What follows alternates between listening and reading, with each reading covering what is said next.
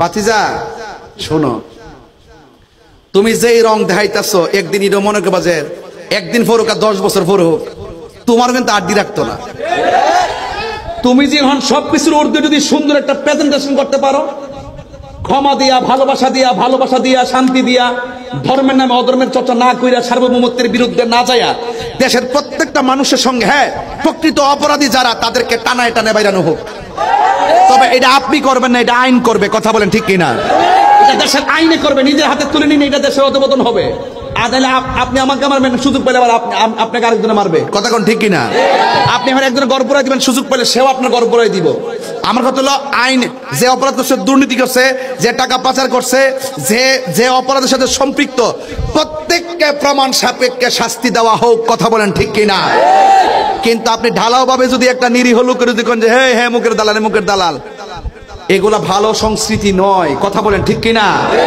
তবে আমি কিন্তু 6 আগস্টই করছিলাম, খেতেরিটা খেত ভাঙব। কি করছিলাম? খেতেরিটা খেত ভাঙব।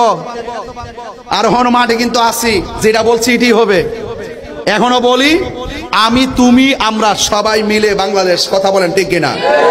কেউ যদি নবীর বিরুদ্ধে কথা বলে, আমরা কি ঘুমাই থাকবো? পরিফলাফান্ডি কই?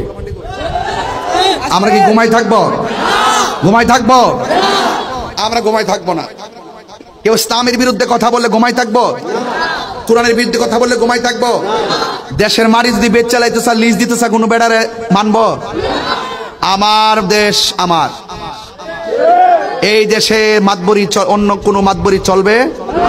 তবে দেশের উন্নয়নের জন্য এক্সপোর্ট ইম্পোর্ট, কূটনৈতিক সম্পর্ক অন্য দেশের সাথে আমাদের ভালো থাকবে। কিন্তু কোন দেশের কাউকে আমার দেশের মানুষ এবং প্রশাসন আমার দেশের অস্তিত্ব নিয়ে দাদাগিরি কিংবা বাবুগিরি খেলতে দেব? এটা সহজ সমীকরণ।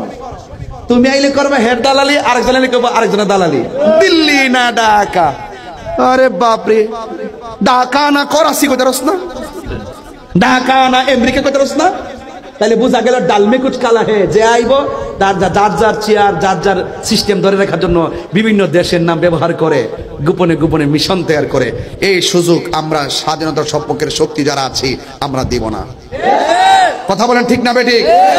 আমরা সুন্নি যারা দেশকে ভালোবাসি, তারা হককে প্রচার করি, তারা আমাদের মাঝে কোনো উগ্রতা, মারামারি, কাটাকাটি, রাহাজানি নাই। এই জন্য বলছি, ফুলাফানের কাছে সর্দারে দন যেত না। আমি আগে গেছি, ঘরের মধ্যে বাপ থাকে, মা থাকে, বড় ভাই থাকে, আর 4 নম্বর ফুলা যদি করো সর্দারি করে, এই ঘর শান্তি থাকবে না। এই জন্য যে নাবালক ফুলাফান যে যখন রাজপথে নাচতেছে, এটির মেধাও কম, বয়সও কম, আবেগ বেশি, বিবেক কম। যে ঘরে আবেগলা আছে, বিবেক নাই, সে ঘরই টিকে না। আর সেই জায়গা কি রাষ্ট্র টিকবো? এই জন্য বিবেক লাগবে। প্রত্যেকটা জিনিস আমি ওয়াজ করতাম পারি, আমার যদি কোন আমি রাজনীতি করতাম আমি এটা হরুম। আবার যে রাজনীতি করে হেলজি কোন যে তাহির সমাজ কাইতো না, এমপি সাহেব আপনি আজকে ওয়াজটা কইরা লাইন, বেড়া করব আমি ওয়াজ করব, ভালোই তো কইছস বেড়া, আমি তোমার এমপি লিখে দিছে তাহিরের মতন ওয়াজ করতে রুম। ধরো 1 লাখ টাকা লয়েছে কে বাবা, আমার এই দায়িত্ব দিস না। কথা কি সত্য কিনা বলেন? এটা ফুলাফান নাবালক সর্দারি বন্ধ করতে হবে। ফুলাফান করে কথা কন ঠিক কিনা কন? আমার যুবক ফুলাফান বাবা